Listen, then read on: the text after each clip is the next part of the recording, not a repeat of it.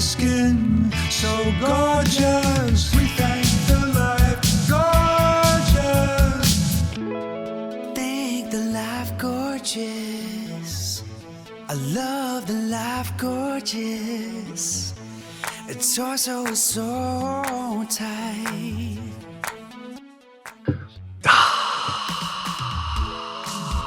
Ladies and gentlemen, welcome to Life Gorgeous. My name is Craig Kilborn. My friends call me Lord Kilby or Young Craigers.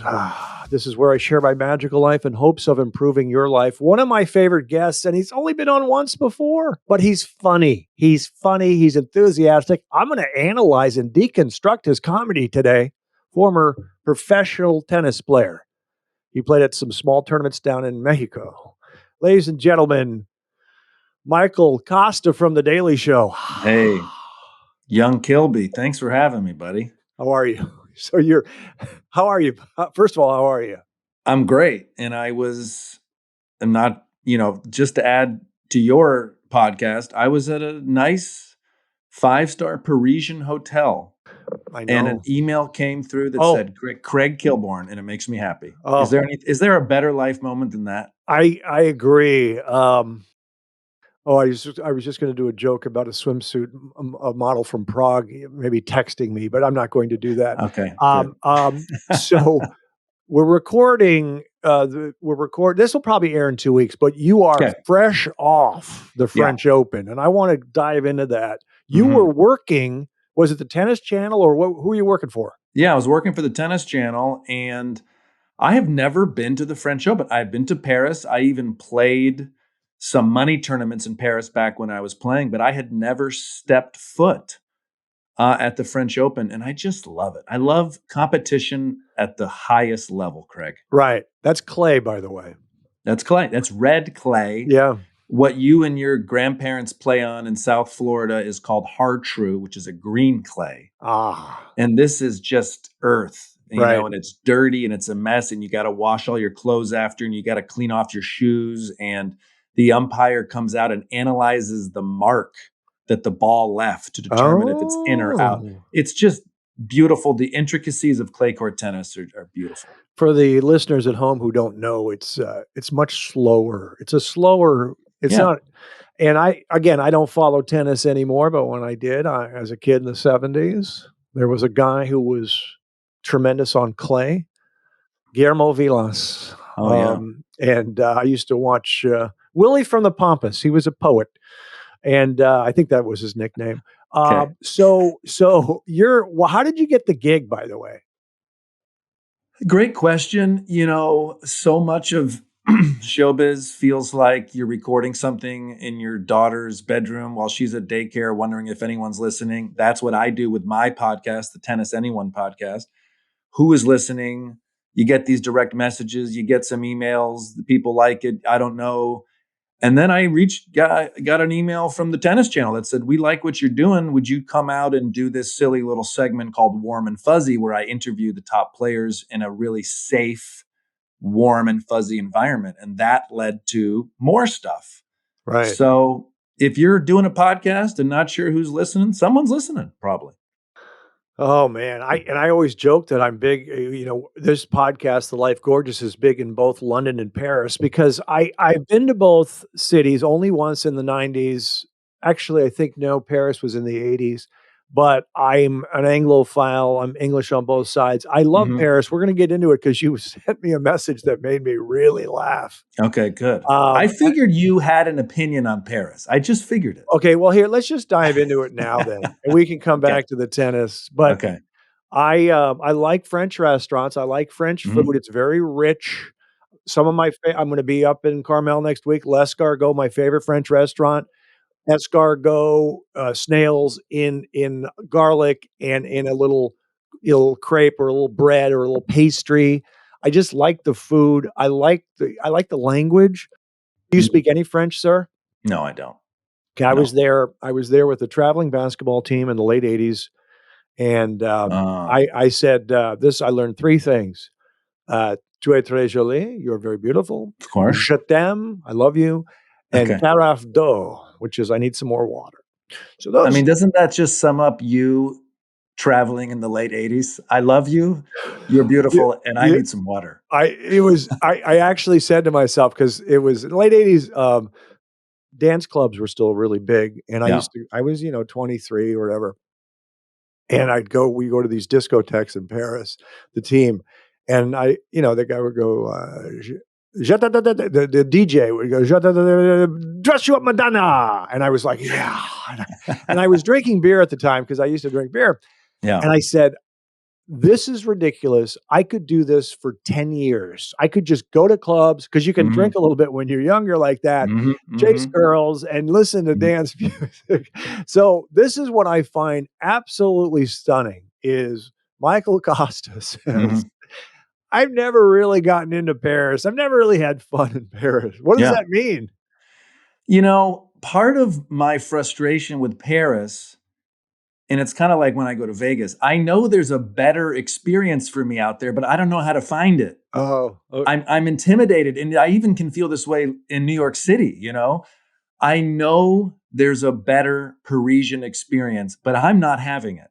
And I need someone to hold my hand. Look, I'm staying next to the Eiffel Tower. It's beautiful, but I just feel like I'm staying at Times Square. I feel like I'm, eating at the wrong place. And so, look, one way to absolutely love Paris, as when I love tennis, is you go to the French Open. I mean, this is world class tennis, but I've never got it. Is that okay. is that safe? Hey, let me ask you a question, because is this a true story that when the Dream Team was playing in Greece, someone asked Shaq if he had been to the Parthenon, and he said, "I don't know, I went to a lot of dance clubs." Is that a true story? Because that's one of those that gets passed Right. around. I don't know. That's funny. Yeah. So he wasn't, I don't think he was on the dream team with Jordan, Okay, that's but not. It was a different. Yeah, yeah, yeah. Dream Team but 2 movie. there are funny things. Um, I feel bad. I might even cut this out, but on the Okay. actual dream team, when he was there, they interviewed Jordan, and he said he was looking forward to going to see the Luge as opposed to the Louvre. He Right. was there. So I don't Right. know. Should I take that out? Should I take that out? I think that's excellent. Okay. And I tell you my favorite one from a ball player years ago in college yeah, hoops. They said he was scoring around the rim with both his left and right hand, yeah. and they asked him about it. He says, "Yeah, I'm amphibious." And so, and so Well, you know what? The one that I always get wrong, I won't even know what's correct on the Lord Kilby's podcast. Intents and purposes, or intense, you know what I mean? great. Some of Some of them are those, tough. yeah. Yeoman's Job. The one that was, I think, nonplussed also threw people off. Yes, You know, yes. there are some. Amphibious is Yeah. great. Oh my That's lord. just so good. Yeah, yeah, yeah. Um, okay, so wait a second. Okay, okay. So I think what you're doing, first of all, when you say Paris, then you say Vegas. Let's take Vegas out. I'm not a Yeah, Vegas fan. The fun part yeah, about Vegas, I yeah. think I've been there 4 or 5 times, is traveling there and landing and then going, whoa, and then let's get the hell out of here. It's I'm with you. touristy, it's terrible. I'm with Paris, you. I've seen a lot of movies in Paris. I'm gonna break down a couple things that I like, and that's what I want to see what's in your brain. Cool. Um, I love architecture. I love Mm, architecture. I've mm. said before, don't waste a cocktail at a subpar location. Pre-war, before 1940, architecture is like a sunset to me. So if I go to Paris, I know I can't hit all the spots, but I want to have a cocktail at a beautiful place and just look at the architecture. Do you like architecture? Do you like old buildings? I do, and I'm willing at this stage in my life to graduate to what you just said. Okay? So Okay. that piqued my interest, because it's such a testament and a compliment to civilization, humanity, society, that we build beautiful things, Yes. you Thank know? you. And Thank you for so that. you're welcome for that. And we can, in the United States, not always, but we can miss this. We can live in a suburb that has Right. the same strip mall in every Mhm. single city. Right. And even just looking outside of my Eiffel Tower hotel, thank you, Tennis Channel, you just look at the paneling on the other Yes. building, and you're going, this would have taken forever I to know. do. It not only is it beautiful, then you say, "How did they build this back then? Yeah. How many Yeah. people and how many how long, how many years did it take to Yeah. build this?"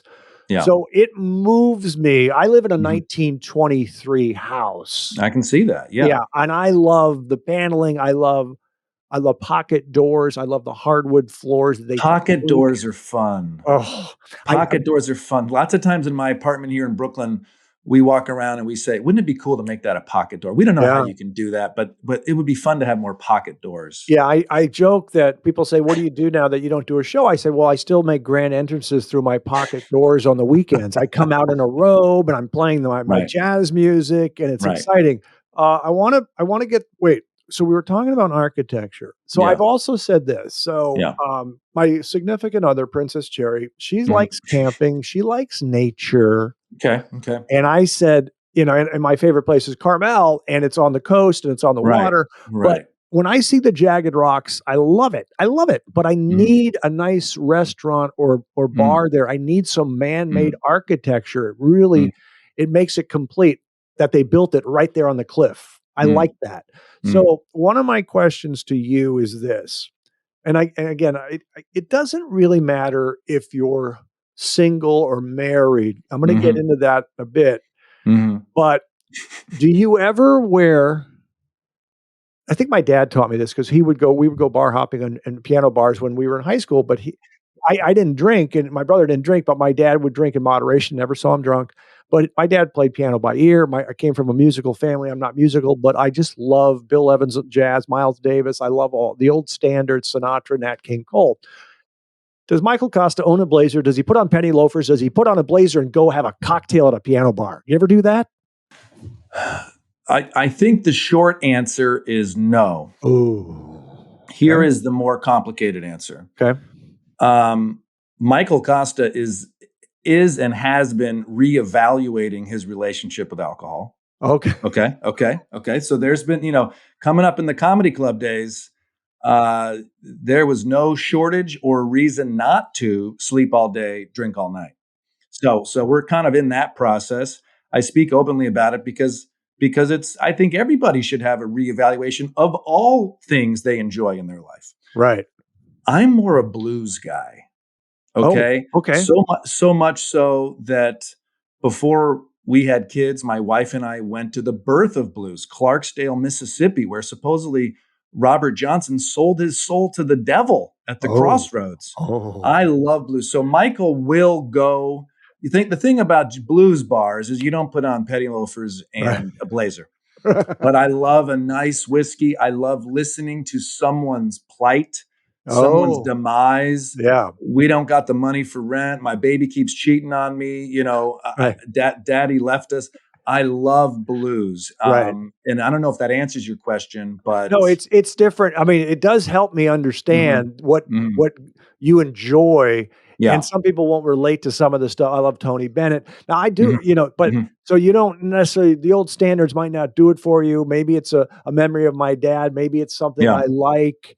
Well, it's I funny. think go ahead. It's funny you bring up your dad because one of my wonderful memories of my father was when in Philadelphia, I was 14, I probably had braces. He said, "We're going to a blues bar." Oh, wow. And my dad and I went to Warm Daddy's, still exists in Philadelphia. He had a couple scotches, started talking to me about life. Don't let people talk you out of your dreams. You can do it. All this beautiful dad stuff.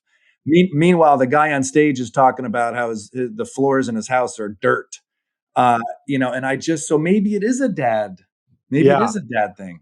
Yeah, there was a producer who said to me once in Hollywood, he says, "Your sensibility is a celebration of your waspdom." He said I that to love me, that. and I didn't break it down that much. I know I'm a bit of an Anglophile, Sure. but I do like BB King is blues. I like Mhm, blues. When I mhm. think of blues, I think more about beer, but whiskey is obviously I used to drink single malt scotch in my 30s. Okay. I like blues. I like Yeah, it. yeah. It's important. I'm trying to think, BB King. I've been down in New Orleans. Mhm, Yeah, I mhm. probably would wear a ball cap. I've done a joke, which is this is a different type of music. This is more of a joke where I say I like going into a biker bar with my vest and going to the jukebox and playing Careless Whisper just to see how everyone responds. Now that's not that's a pop music thing, but Yeah, yeah.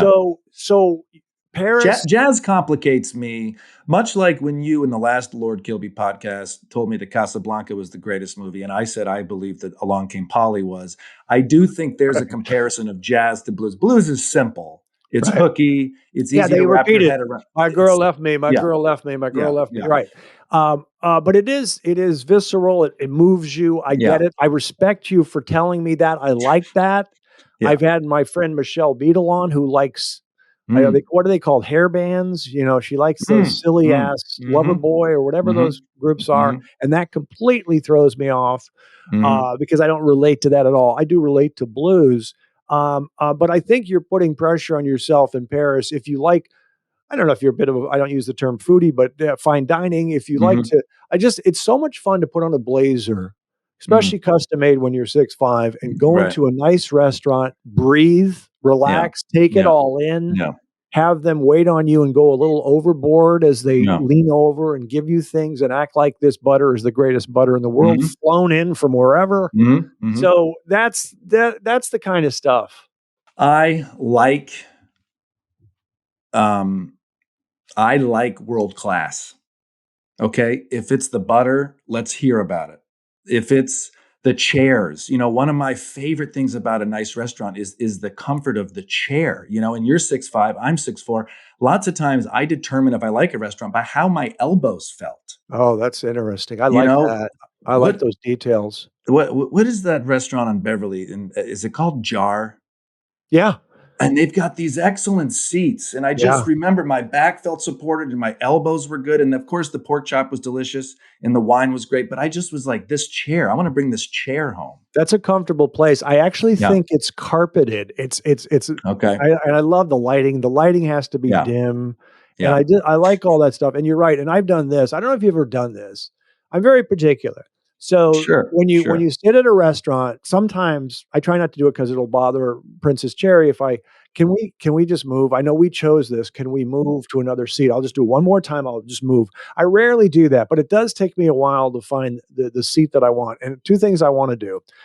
I want to it's the old mafia thing. I do like to face the front door. I don't like my back to the front door, but I like to sit where I can see the whole restaurant. I don't wanna necessarily be where I just see out a window, which I did the other day at Vito with my friend Goldie and Gibby. They had a better view of the restaurant, the people moving around. I do like the romance of restaurants. There's a book called Down and Out in Paris and London, George Orwell, where this guy was a plunger. He was a dishwasher in Paris, and I just like to see the busyness of restaurants, Mm, as they mm. it's like a performance, I think, for these waiters. Do you know what I'm saying? Oh man, absolutely. And it's a whole ecosystem of a restaurant. I mean, I I hear what you're saying, and one of my least favorite parts of New York City is how getting the right table is nearly impossible. Yeah, it's And crowded. Yeah, I do yeah, think in every relationship, there's one person who's willing to move tables, and there's one that's like, I'll just take it. right. I'm gonna tell you another one that this is so not this is why Princess Cherry is the greatest. Yeah. When you have the wooden chair, it obviously can be padded, and then you have the bench, you have the cushioned bench. So I will sit against the bench and look out to the restaurant, and the wall is behind me, and she will sit in the wooden chair and stare at Craigers, who she stared at all day long, Yeah. but I Yeah. get to see everything. So she will allow me to sit in the cushioned bench seat. That's someone who understands you, Yeah. knows what you want, and is happy to oblige. That's this Princess Cherry I think sounds it's like it's not a keeper. I think it's called love. I think it's called Yeah. love. So, let me, I like this because this is important. I wanted to ask you this. So Yeah. are there, as you struggled with Paris, I think you're putting too much pressure on yourself to Mhm. find that perfect thing. I wanted Mhm. to see what you like. Like there might be a blues bar in Mhm. Paris, and Mhm. you would like that. Like when I was Yeah. there in the late '80s, just walking around as a 23-year-old, I was just walking on the sidewalk, and that's electric for me. And then Mhm. I remember telling my brother, and there was a band, live music playing, and they were playing Barry White, "Can't Get Enough of Your Love, Baby," like, because Barry White's Right. big in Paris, and Right. I just love that stuff. Are there cities first, do you have any favorite European cities if you're struggling with Paris? Yeah, that's a good question, and I'll answer that after I tell you this. So my last day there, I was fortunate enough to the hotel breakfast closes at 11. I show up at 10:35, like everybody else does. Who am I sitting next to? Jim Courier. Former world number one, French Open champion, beat Andre Agassi in his Grand Slam final debut. Got to hang with him, which is Good just a dream. broadcaster, right? He's an excellent Yeah. broadcaster, um, and he said, "You know what, Michael? Why don't you take the bike to the courts today? Stop with the transportation. Stop taking Tennis Channel's car. Get on a bike." This is why he's world class, right? Right.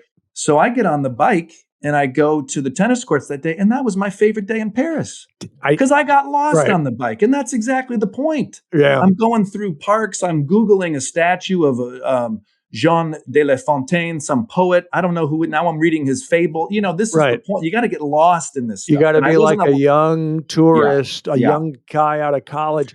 The only yeah. thing that, high alert for me is I think bikes are dangerous. I don't want you to get They hit are. by a car. I don't want you to get hurt. Yeah, well, and I appreciate that type of concern, and I'm glad I didn't consult with you before I did because it was my favorite. I love bike. I bike in New York City. I love Oh, motorcycles. so dangerous. So I'm The sorry. It's the so dangerous. enjoyment factor is higher than the risk factor for me. Okay. One of my favorite cities in Europe, Galway, Ireland. Oh, I haven't been. What, Yeah, Kilby? yeah, What? You yeah. didn't expect that answer. I like that.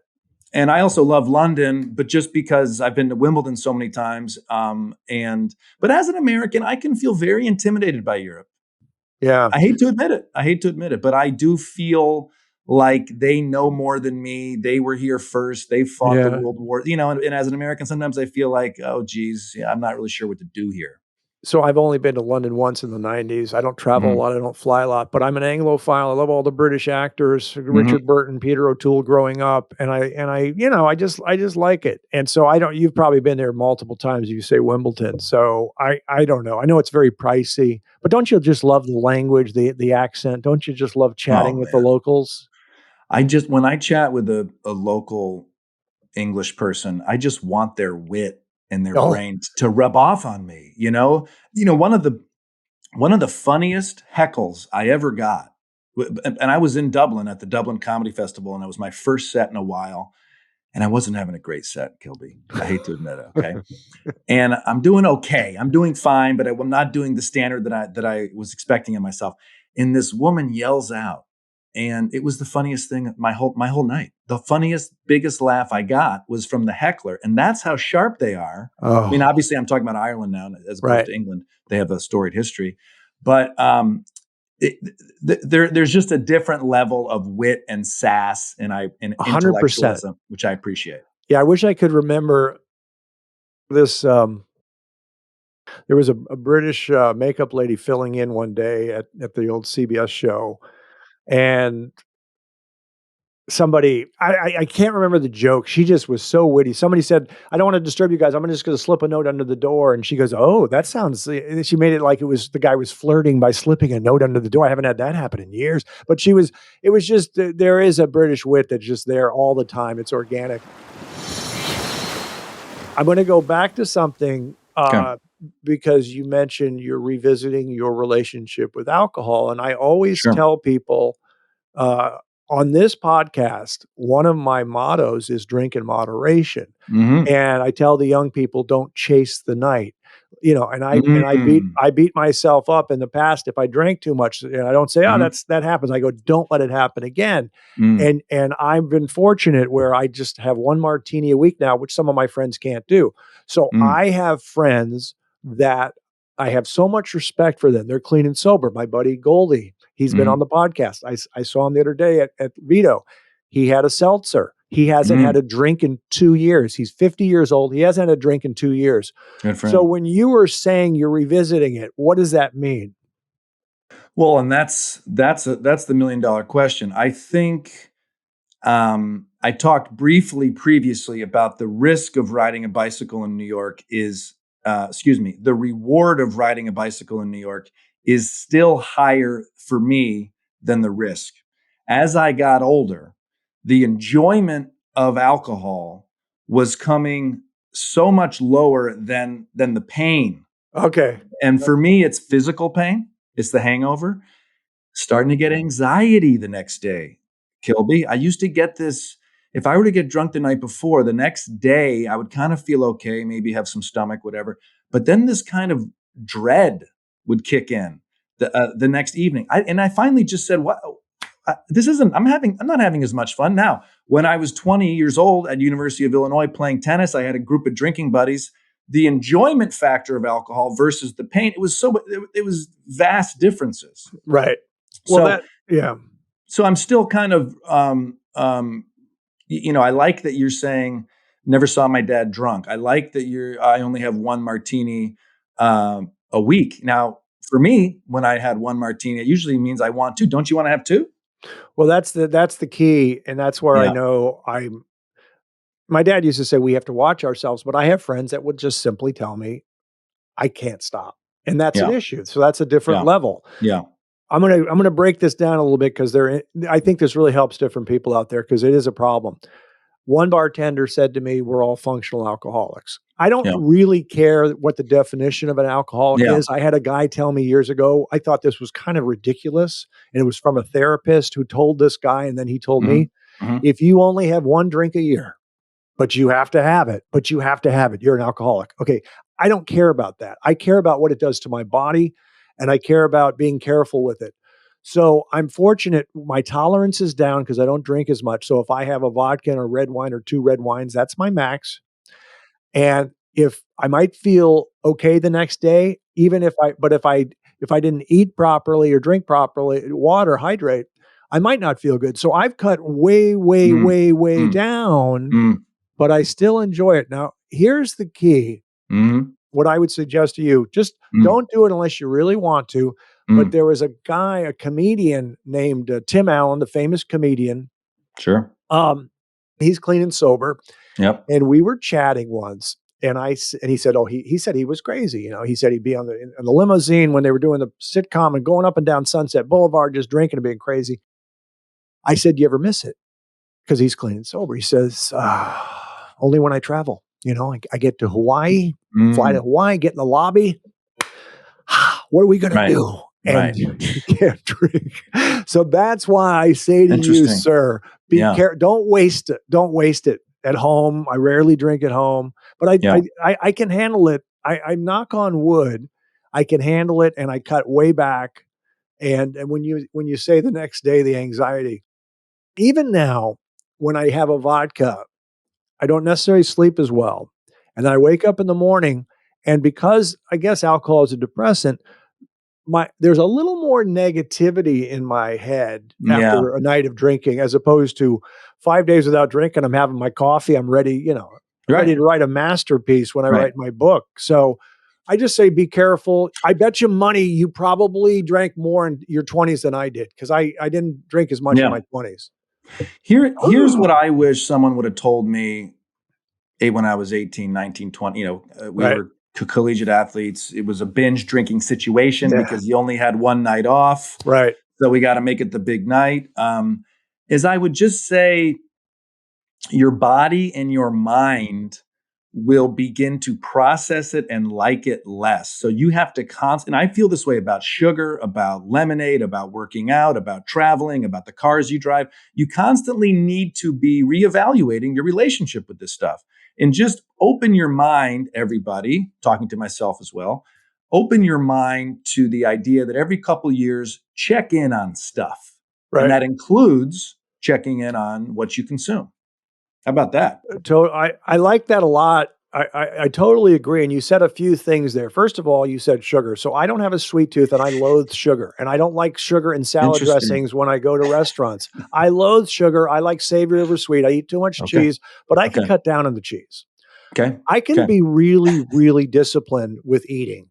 And, Yeah. and as we completely open up and we're being vulnerable, We are.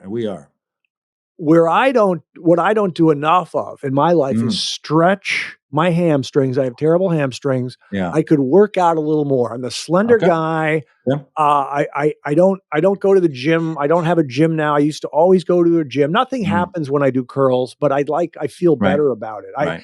Right. There's a type of body. There's mesomorph and ectomorph. I'm the guy that's, you know, I'm amphibious, so boom. But so I like what you just said. Now, what were you saying about sugar? You're talking about revisiting not eating too many sweets, or just saying I well, don't need this. when I cut back on alcohol, all of a sudden I found myself eating these ice creams. And that's a common Oh, thing because your body can turn the oh, alcohol to glucose. By the way, to get back to your hamstring, I'm convinced 80% of tall men's physical problems have to do with of flexibility in the hip, hamstring, and the IT band. I mean, once I yeah, opened up that psoas, you know what that yeah. psoas is? I've heard of it. Yeah, Yeah, yeah.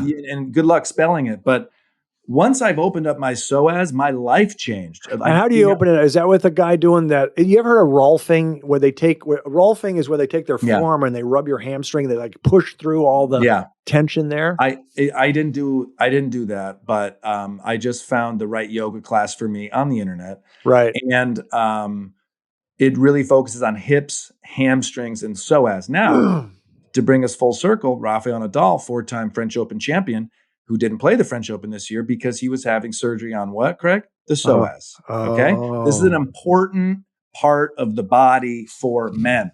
yeah. Sugar, I think probably next on my list is having to reevaluate sugar, and I may Right. have to cut back on the desserts, Oh, Craig. God, yes. Hell yeah. And you I know what got bothers me? Why can't they make it with fruit juice? Make it instead of right. white sugar, just put some Yeah, orange juice in there or yeah. some bananas for your sweet, you know?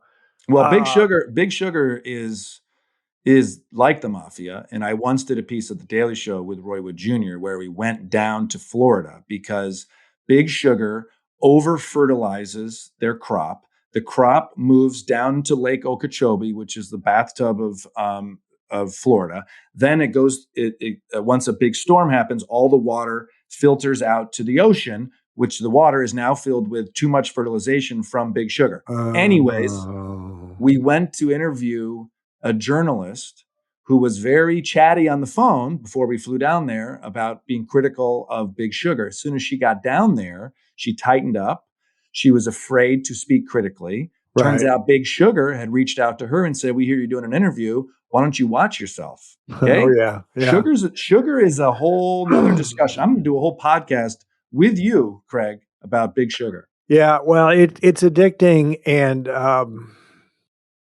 Princess Cherry has an issue with sugar, but she's Yeah. cut down. It's, She uses it's, yeah. stevia now, a little thing called Okay. stevia. Okay. But I just don't. I don't have the sugar issue. I'm grateful. I obviously like cheesecake. I'll talk desserts, but I Right. don't need it.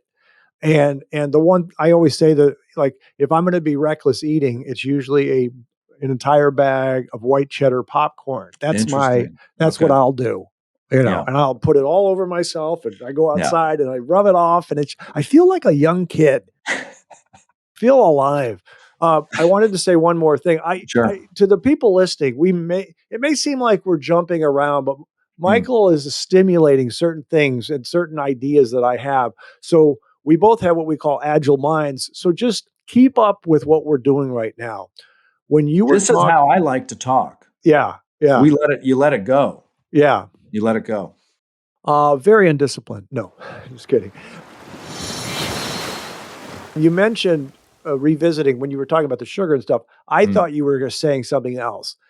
Mm. I had a girlfriend years ago in New York, and she said how much, we'd go out to eat, and she loved fried calamari, which is obviously very good. But I don't eat a lot of, I'm kind of healthy. I don't eat a lot of fried foods. I mean, I eat a lot of rich foods when I go to the French restaurant with all the butter, butter, butter. But anyways, and I said to her, if you stop eating calamari for a while, when you have it again, you'll go, wow, this is greasy. This is a little too strong. And she said, you're right. When you stop doing it, it becomes too greasy. Or if you stop having sweets, you go, whoa, this is too strong. You weren't talking about that, taking a break from something and then going back to it. That's not No, what you were but talking I about. do think that I think I read or heard somewhere that your taste buds can change after 18 days or something. Oh, And I definitely can tell you for laying off the booze, then you smell some wine or even some scotch and you go, "Oh my God, I can't believe I used to drink that." And it's like, but yeah, I think probably in my future we'll do like a month off of dessert, which when will that be? I don't know, but I'll check in with the podcast then, and maybe we'll you can help me talk me through it. um, you just talked about, I'm going to hammer a little more alcohol and then we'll move Yeah, on. I sure. promise. But it's one of my favorite subjects. Yeah. I And I mean, used, it should be talked about more, and it should be handled maturely. yeah, I had a guy. This is where I was silly when I was a little younger. I was maybe in my 30s. I was like, it would bother me if someone didn't drink, and which now I'm very compassionate and I'm happy for them. But I wanted to know the reason, and they might give me. I didn't like when I had a particular friend. He gave me different reasons. Well, I just don't like the taste. Okay, okay. I don't like how I act when I don't like I might become addicted to I just wanted it was my own issue. I was being judgmental, but there was a guy I worked with at I guess I'll say ESPN. He's a nice guy, and he Sure. drank a lot. Yeah. He defended it all the time. Kilby, Mm, my best times are when I'm drinking. My best right. times are when I'm drinking. Right. And so I was unrealistic where if you didn't drink as much as me, it bothered me. If you drank more than me, Right. You had a problem. Yeah, it's like, but I think the taste thing is this. I like the taste of red wine. I don't need very much of it with my meal. It doesn't accentuate a meal. Vodka, they say, has no taste. And the bartender who said we're all functional alcoholics also said to me, people like vodka. They like how ice cold it is and it warms up going down the throat. I think people just drink it for the little buzz. It just releases something. There's a buzz. And then as far as flavor, single malt Scotch, I would use an ice cube. The smell of Mm, it was magical, and I mm, thought the taste was special. So that was an acquired taste. mm. Single malt Scotch. You say you like whiskey, you probably can then relate to that. Yeah. Or, sitting outside on a patio, the sun is out, and a wheat beer, a cold wheat Oh, beer, a Bavarian yeah. banana bubble Oh, gum, yeah. that's that, skiing, taking a break, and it's cold and it's right there, and the bubbles and Yes. the froth on the beer. So it's a beautiful thing that civilization created. I used to have this apple tree in the back of my house in Ann Arbor, Michigan, and man, was it beautiful when it would bloom. But then when the apples would come in, it was a pain in the ass because apples would fall all the time. And I remember sitting out there in my patio watching the squirrels eat these old apples that had fallen down and had turned into fermented alcoholic apple juice. And I would watch my squirrels get drunk over Is that over and over again on this apple tree. oh, And I that's thought, well, funny. there's something very natural about this, Right. and humans are drawn to this much like squirrels are drawn to my apple tree. That is hilarious. Drunk squirrels. Um, um, so one of my things, I'm so disciplined where I don't drink beer anymore. That's how I stay slender and svelte. Yeah. Yeah.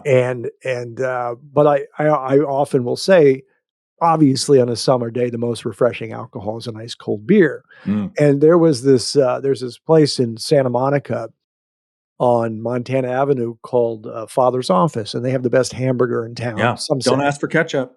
Exactly, and I Yes. love that. They don't allow Yeah. ketchup Yeah. in the facility, in the restaurant, and it throws some people off. Yeah. I get Yeah. the sweet potato fries, I get the burger with arugula, caramelized onion, a little compote Mm. Mm. with, let's see, gorgonzola cheese. Mm. But we would get, Princess Cherry and I would get Hefeweizen, Oh yeah. and they always put a lemon in it, and it was Yeah. so refreshing. So Yeah. I do without. I Yeah. sacrifice, and I don't drink beer anymore. What do you Yeah. think of that? That's crazy, huh?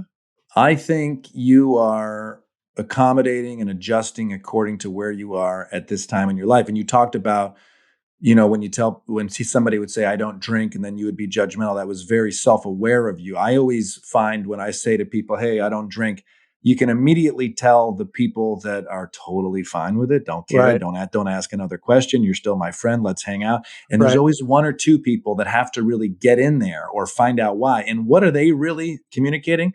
They're communicating their own struggle or understanding or self-awareness of their Right. relationship with alcohol. So if Right. somebody says, I'm not drinking, whatever, just just go past it, Right. everybody. It's okay. Yeah, that's where I've improved because again, when I was younger, I would be so disappointed. Um, Right. and then my dad said something to me once. He said, "Never trust a man who doesn't drink." And I was Right. like, "Oh, wow." And then years Yeah. later, he said, "You know, I was joking when I said that, Craig." Yeah. And, Because I was like, we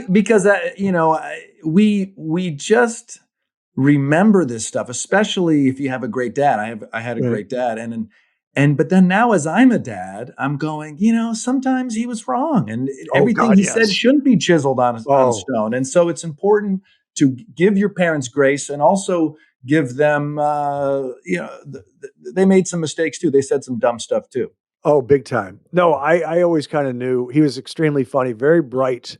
He Mhm. would fly through the crossword puzzle in the morning, Wow. and a friend of mine said, I don't know if this is too melodramatic, but he met my dad and he goes, "Knowledge is his mistress."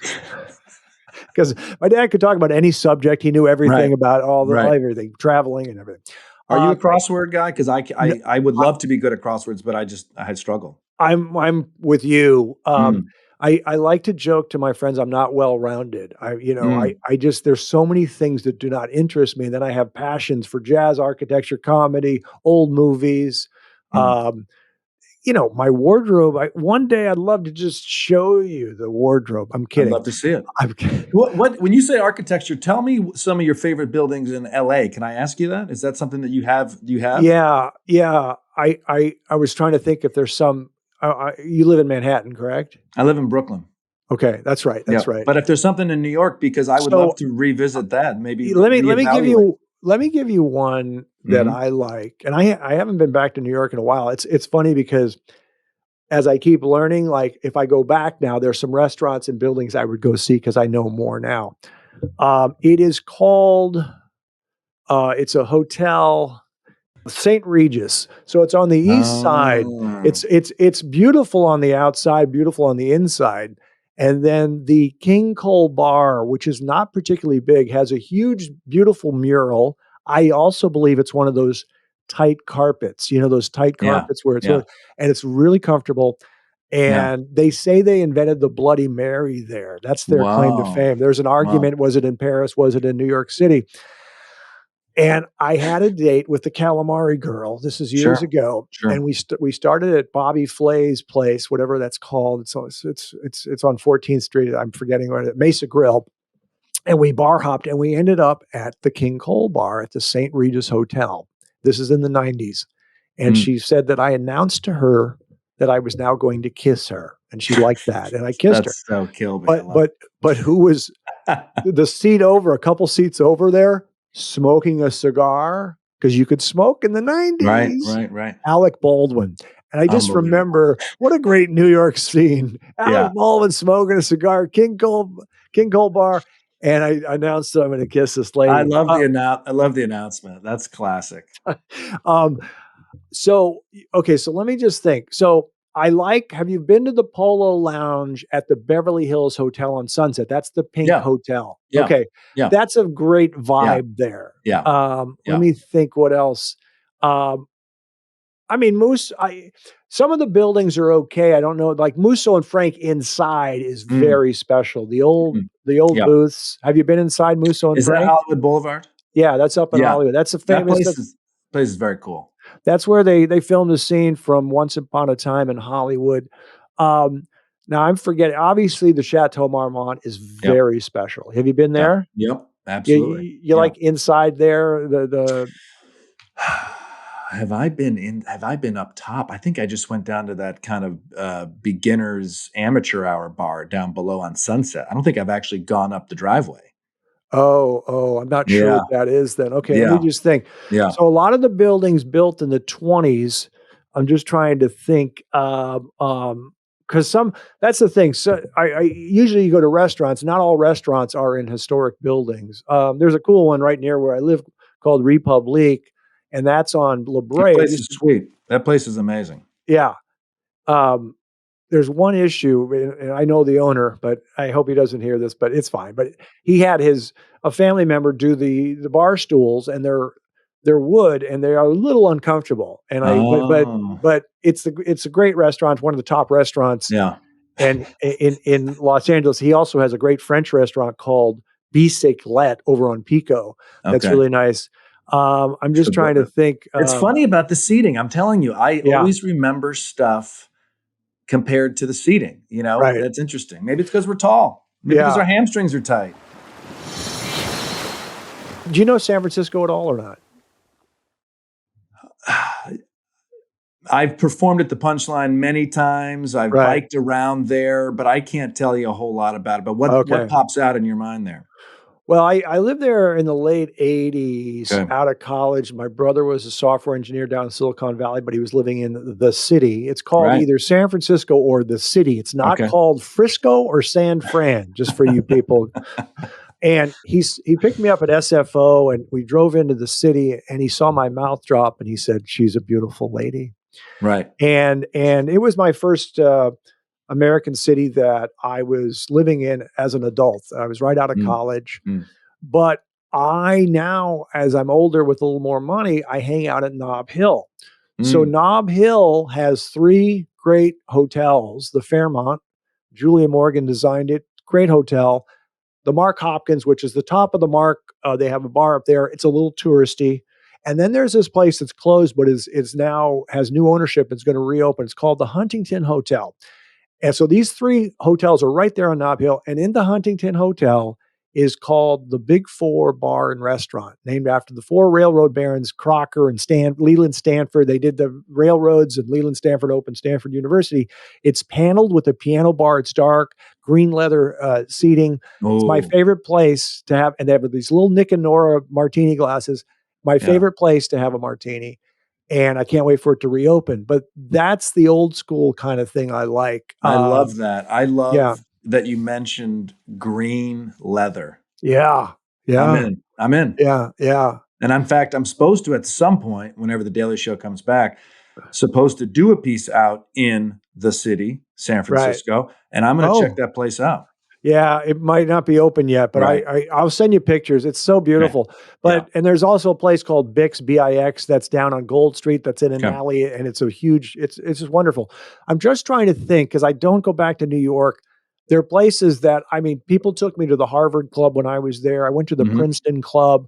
I'm Hmm. trying to think of really stunning buildings, restaurants. The St. Regis Mm. is tremendous. What else is? Oh, well, here's one. Here's one. So, um, the Plaza Hotel on Central Park, is it Hmm. south or It's west? south. Yes. Yes. It's Yeah. southeast corner. Yeah.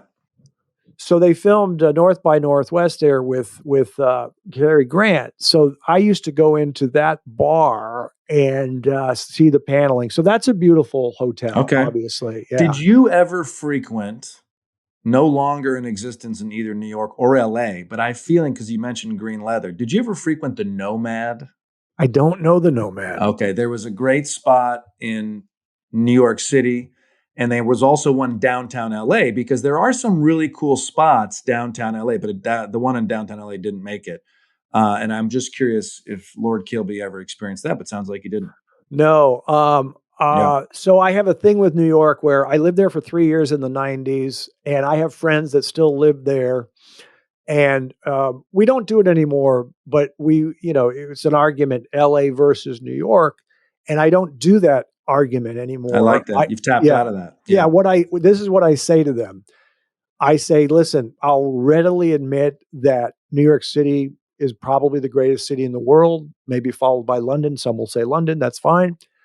Uh, I don't want to live there. They criticize LA for being a sprawling suburb, but I do want the sunshine and the wall around me and the pool, and I want to relax. Mm-hmm. But I'm glad I lived in Manhattan. And there's a Mm-hmm. great quote from Jerry Seinfeld about Manhattan. And he says, "It feels like a wonderful cocktail party. I'm glad I was invited." Yeah. It's the energy, right?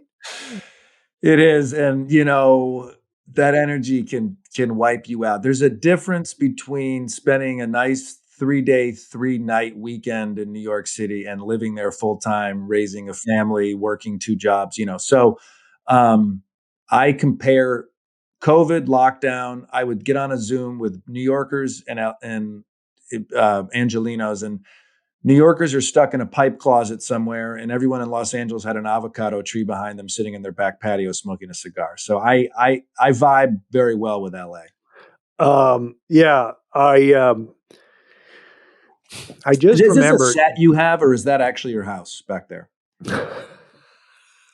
That's your house. This is my house. I love it. I'm just looking up there because you asked me. I'm going to think of like 5 of them after we're Sure. done here about places, favorite buildings in Manhattan. Yeah, I put you on the spot. It's not really fair. Because there's a place. I'm just looking up the name of the building here. There's a caviar place called Petrosian.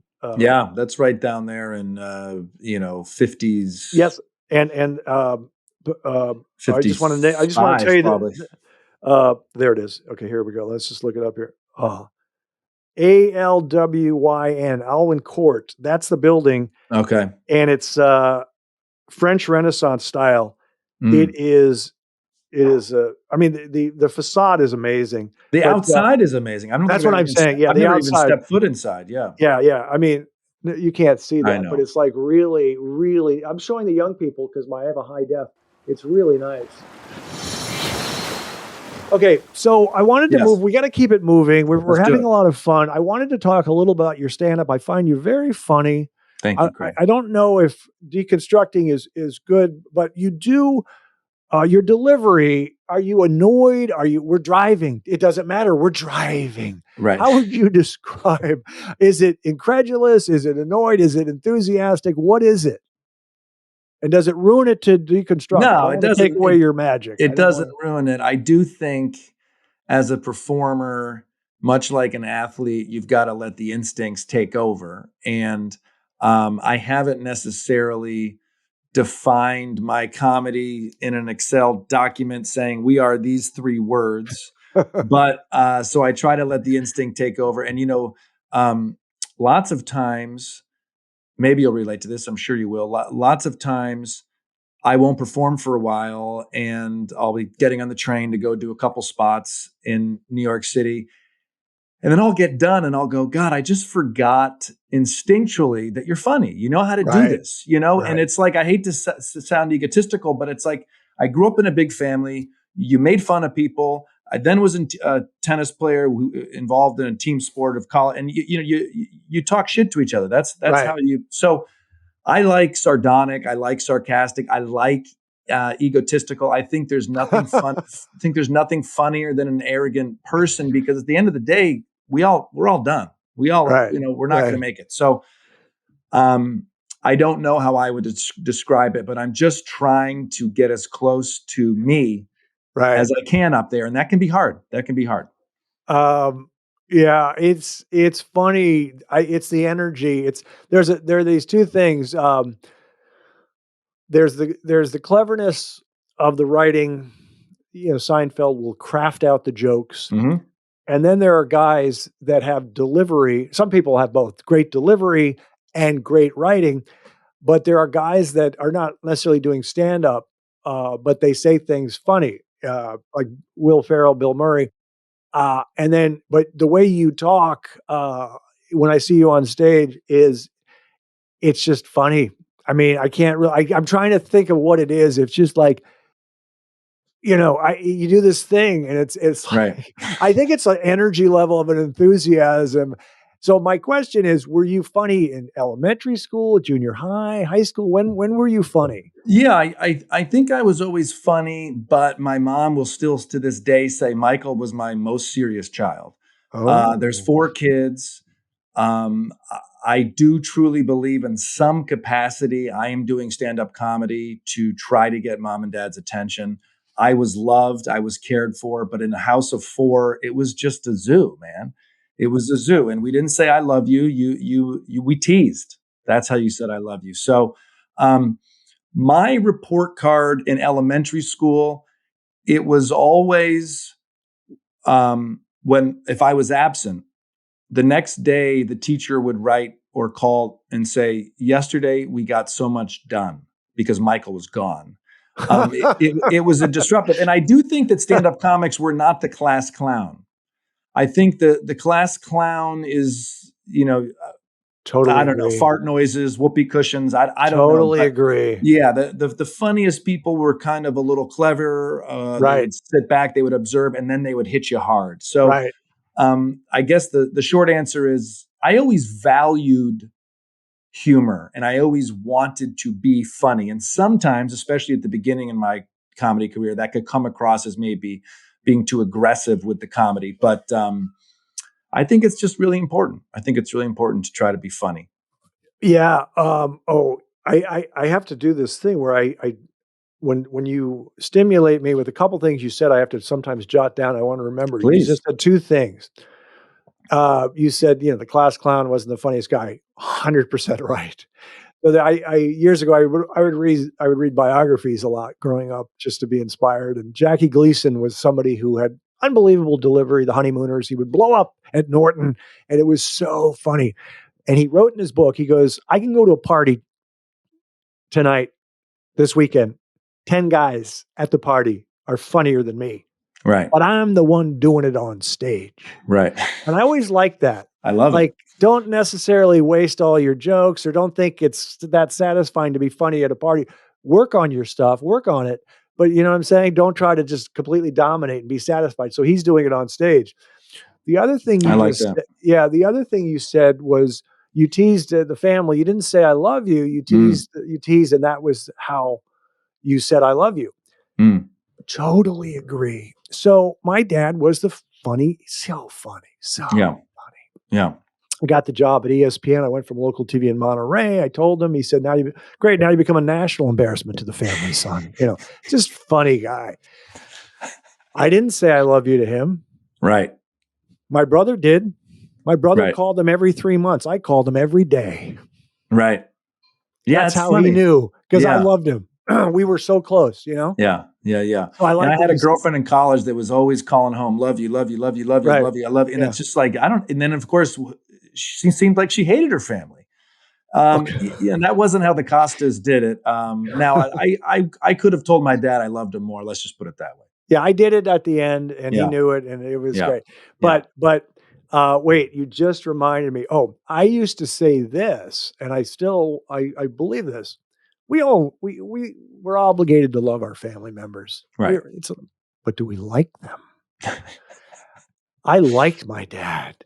He was entertaining. Yeah. He was entertaining. That's cool. That's cool. Yeah, he would cook. He'd make fudge for us. He would make the pancakes in the morning. I go, we gotta nail them down. They're so fluffy. They're gonna fly away off your plate. I mean, just say all this stuff. But could he also drop the dad hammer and do some discipline? Because that's also the challenge. Okay, he could. Yeah. The leather belt on my little fanny. No, I think it only happened once, the leather belt, but it wasn't. Yeah. It was more. I was so young. Yeah. I probably was 5, and it's more just getting over the guy's knee. You're just crying already. And then I don't even know if he has to touch your, with the leather belt. It's just like, the anticipation and the disappointment is enough. Yeah. And they actually, they disciplined me where I couldn't watch, this is back in New Jersey. I couldn't watch Batman episode that week. You're not allowed to watch Batman. Oh. And mom said, you go up to the top of the stairs and you can see the TV from there. Mom. All right. So listen, young man. Yeah. I'm going to switch to, we're going to finish up. This is very good. Great. We're going to finish up with the Life Gorgeous quiz. These are simple questions, profound insights. Great. You And you ready? might have heard a little baby during some of this podcast. That's what my house is like right now. So I hope it's not distracting. And No, I didn't hear that. How Right. many kids do you have now? I got 2, and I got an 8-week-old. And and Oh. she was asking for dad, and I said, "Look, Kilborn emailed me. This has got to happen. So you deal with it." I mean, nothing says responsibility like an 8-week, and I'm flying to Paris for the French Open. Maybe that's why I flew to Paris. Smart move. Yeah, exactly. Okay, so Here's the quiz. Okay. I'm gonna say I want you to guess my favorite female tennis player of all time. You get one guess, and I'm going to give you a one-word hint. I already know it, but go ahead. Oh, so okay, I want to hear it without. I would think it's one of 2. Okay. I would think it's a German or it's an Argentine. Ooh, you're right. Okay. So should I take the hint or should I tell you my first guess? Tell me, it's up to you. I like saying the hint, but I'm not going to say it's fine. To say Go the ahead. hint. Say the hint. Legs. I would think it would be. Oh, let's see. Both of these parties. So I'm going to go with the Argentine Gabriela Sabatini. No, I did like her. I did like her. No, Okay, so then Steffi Graf. correct. I just thought Steffi. Okay. I just love Steffi Graf. She was great. And the beauty of her, and this is still with women's tennis to this day, is they're physical specimens just like the men are, and you get drawn into their beauty and the HD cameras. But also, what's so attractive is winning. Oh. Steffi she won every Grand Slam at least 4 times. So powerful. So powerful. And she was the complete package and, obviously one of the best. Yeah. You think there's 2 women somewhere talking about men tennis bodies? Legs, Mark Philippoussis, the stomach. Maybe. Let's hope so. Well, I'll talk about Bjorn Borg. I mean, that guy was so smooth. He had the blonde locks and the tight stubble. I loved him. Vilas my sister loved Guillermo Vilas. He won the U.S. Open in 1977. It's okay. I think tennis in general doesn't get enough notice that so many people are drawn to the sport because these bodies. Yeah. Men and women. Right. And this is a weird observation as, again, where everything is kind of tangential here. But, my brother and I lifted weights and he had a muscular body. He took the weights. He has great calves. I'm a slender guy who just would dunk on everybody. But anyways, right. But I have skinny arms, but I used to bench press, so I have pectorals. And I saw McEnroe and Borg in their prime with their shirts off, and they don't have a chest, they don't have pectorals. Yeah, I was like, I guess maybe I don't understand how they were so slender and powerful, but whatever, That's an interesting conversation. I'll have to do some research on. I'll just Google Borg McEnroe pectorals and see what I can come up with. Can you take off your shirt? Okay, so here we go. I used to do a lot of pie questions, favorite pie, but this is a question, a food question I'm doing now, which I enjoy more because it's not a sweet tooth. I'm doing your 3 favorite sandwiches because I have 3 favorite sandwiches. I want to know Michael Kosta's 3 favorite sandwiches. Is this like a particular restaurant sandwich or like, no, the concept of the sandwich? Okay. Concept. First thing that pops to mind is a Reuben. All the way. Boom. I was hoping, this is why I do this. That's my number 1. I like sauerkraut. I like pumpernickel or rye. I like rye. Yeah. Oh my God. Yeah. You're the first. See, this is why I do it. No one else has said the Reuben yet. I've done this like 5 times. Really? Don't you love Reubens? Yeah. I mean, and I guess I don't know if it's supposed to. I like a corned beef Reuben. I assume that's what it is as opposed to pastrami. I've also seen either one. Interesting. Yeah. I think the Russian dressing. Yep. I'm not a Russian sympathizer. I'm not pro Russia, but I do appreciate the Russian. I just think it's a complete all around. And the Zingerman's Ann Arbor. The Zingerman's Reuben is one of my favorites. I think we got to go really basic. Number 2 is a multiple cheese grilled cheese. Okay, so not just the same cheese. We have a lot in common, by the way, because I'm just going to stop you for a second. Please. My original one, I didn't have the grilled cheese. I'll tell you what I had in a second in case you say it. And then I was reminded by Princess Cherry grilled cheese. Mm. Unbelievable. And this place over here, Republic, used to be Campanile, and on Thursday nights they had grilled cheese nights, and they'd do different Oh, cheeses, and yeah. sometimes they'd throw in a little prosciutto or ham, Mhm. just to have fun because it was grilled cheese night. So Yeah. why do you say multiple cheeses? I love that detail. Well, it just adds an entire new complexity to each bite. I will also throw tomato in there. Absolutely. Yeah, absolutely. So I think I mean, I don't know if I've ever had a 3-cheese grilled cheese, but I like probably a 2-cheese grilled cheese. yeah. I can make an okay grilled cheese. Number 3, whew, um, it's probably what I eat most, and that would be a very standard, high quality turkey Swiss Okay. on a Okay. multi-grain piece of Yeah. bread, Yeah. toasted with lettuce and tomato. Yeah. It's That's not the good. sexiest thing, but it's a day No, to day. It's a day to day. it's interesting you say that because you named 2 warm sandwiches, as did I, Mhm. and then my other one's a cold sandwich. My other one, and Yeah, the turkey Swiss, yeah. I like chicken salad. I like chicken salad Mm, sandwiches, and I have the cheddar didn't cheese, see that. the red onions. I Yeah, just like chicken salad, and sometimes they have walnuts in it or grapes in it. I yeah, like chicken salad. That's who yeah, I am. yeah. I'm going to tell you something else. The other one I said, the third one I said, which I've now pulled out, and I'm now saying grilled cheese. And this, some people don't like this. It throws me off. Tuna melt. Yeah, I like a good tuna melt. Oh, Absolutely. I mean, Cantor's. I've many a night have I left the yeah. comedy store and gone down to Cantor's, got a tuna melt. I also like talking about Los Angeles, Mendocino Farms vegan banh mi.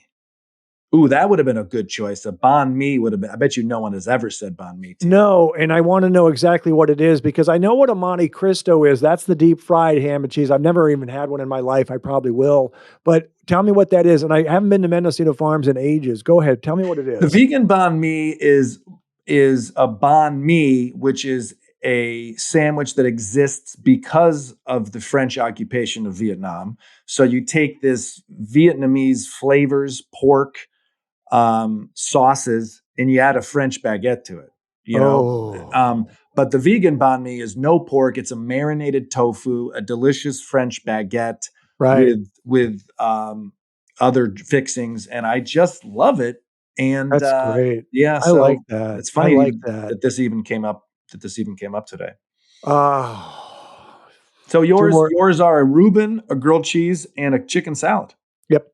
Yep. Interesting. Okay. And mine Yep. would be a Reuben, a multiple cheese grilled cheese, and a turkey Swiss. Yeah. Yeah. Yeah. I mean, you did extremely well Dang. compared to other people. One guy said a chicken parm sandwich. I mean, that's Oh, okay. yeah. Chicken Okay. parm. Why do you have to put it on a sandwich? What Yeah. else? I don't know what else people said. Has Anyway, anybody said peanut butter and jelly? no one has. Thank Okay, God. because that Yeah. was floating around in my head. I liked them as a kid. And what I would do was I would grill them. I'd put the butter, I'd make it like a grilled cheese and have a warm Mm, peanut butter and jelly. mm. That was me. But I'm very creative Yeah. in the You have one of kitchen. those sandwich press grills at home? Yeah, yeah, I don't use Oh, it enough, but it okay. makes it magical. I mean, Yeah. if you make any sandwich with that, Yeah. it's so good. Yeah. Uh, I only have 2 more questions. They're fun. Okay. Do you prefer a 1970s Corvette or a 1970s Porsche? I Mm. think I might know. You know what they both look like? I The 70s mean, Corvette, no, but The I Corvette don't. is the kind of the curvy, Yeah. longer. The 70s Corvette does not look like the 50s Corvette. So Yeah. there's the 70s Corvette. My friend had one, and they're pretty cool looking. And then there's the 70s Porsche. I'm gonna go American all day on that. Right. Just I think in general I like Corvettes more than the That's what Porsche I anyway. thought you'd say. Yeah. Yeah. Because you're more of a gearhead than I am. No, I just like Okay. the term gearhead. Letterman and Leno were gearheads. I like saying that. But no, I like the Porsche, pronounced Porsche, Sure. and I just think they look cool. And surprisingly, the way the sunken seats and the roof is arched, I can actually have plenty of headroom for some reason in a Porsche. And in the 80s, I drove an 80s Porsche, Whoa. 145 miles an hour, the fastest I've ever gone on high. I hope I don't get in trouble here. Wow. I think it's fine. from LA to San Francisco just for like 30 seconds. We were going up the 5, and I wanted to see how fast I could go, and I went 145. Whoa. That's a high performance Yeah. machine. Yeah, and I wish I would have been texting at the time, but there was no cell phone back then. No. Okay. Finally, I just had Alex Rodriguez on the podcast, A-Rod, and I told a funny A-Rod, Sir Rod story because they used to live in the same area, blah, blah, blah. But I then asked him, Sir Rod, of course, is Rod Stewart. And I asked him a question, and I didn't think he would get it, and he didn't. I think you will get one of these. I want you to name 2 Rod Stewart songs. 2 Rod Stewart songs. I asked him to name one, and he couldn't. I bet you can name 2 Rod Stewart songs. Is Lady in Red one of them? No. Is that Eric Clapton? That's somebody who is. It's maybe a one-hit wonder. I don't know who that guy is who sang. Holy shit! I don't know if I can answer a single Rod Stewart song. Really? I know. You know that famous song "Wake Up, Maggie." Wake up, Maggie. You know that one? I'm sure I probably know. I mean, that's too bad. When I was on this Fox Sports 1 show, I had requested on my single shot, I wanted an A-Rod salary counter. Okay, because at the time he was the highest paid or one. Oh yeah. And Fox was terrified of this, and they said, absolutely not, we can't do that. But I just thought it'd be fun to have one of those clocks that keeps going up. Yeah. Because at some point I figured out that he was making like $66,000 a swing. I don't have a Rod Stewart song. I'm sorry. Okay, I'm gonna see if I can play you one of his famous ones. So he had Maggie May. He had Tonight's the Night. Loosen up that pretty French gown. Yeah. Okay. Oh, of course. Yeah. I like the verse more than the chorus here. And we might end the show like this for about 20 minutes or something. Yeah, 20 minutes. If you think I'm sexy and you want my body, that's it. If you think I'm sexy, that's the name of the song. I mean, you could have written that. You are beautiful. I love you, and can I have some more water, please? Je t'aime, Carafto. Michael, we bonded today. I like the way your brain works. I like that I don't know if I'd say deep thinker, but man, we analyze life, and we've got life by the balls. I don't talk that way. I don't say balls. Yeah. But we've kind of discovered the key to life, haven't we? I think so. I think it's important to always be seeking, and I feel like Lord Kilby's a seeker as well. He understands what he doesn't like and what he does like. Right. Yeah. Welcome back to America. I will see you soon. Thank you for being on the show. I can't wait to find out the next time where I'll be when an email from Craig Kilborn will come in. Thank you for reaching out. Thank you. And I think it's happening in your future, but good luck. I think you're hosting The Daily Show at some point when the writer's strike ends. At some point. Thank you. Yes. All right. Ladies and gentlemen, that's our show. I want to thank the very funny, the very intelligent Michael Kosta. We'll see you next time. And remember, young people, I'm proud of you.